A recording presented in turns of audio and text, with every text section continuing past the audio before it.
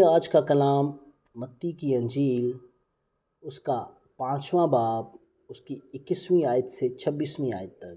تم سن چکے ہو کہ اگلوں سے کہا گیا تھا کہ خون نہ کرنا، اور جو کوئی خون کرے گا وہ عدالت کی سزا کے لائق ہوگا۔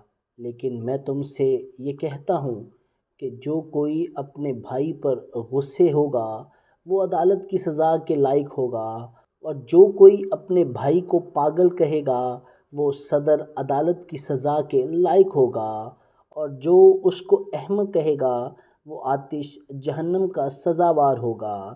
پس اگر تو قربان گاہ پر اپنی نظر گزرانتا ہو اور وہاں تجھے یاد آئے کہ میرے بھائی کو مجھ سے کچھ شکایت ہے، تو وہیں قربان گاہ کے آگے اپنی نظر چھوڑ دے اور جا کر پہلے اپنے بھائی سے ملاپ کر، تب آ کر اپنی نظر گزران۔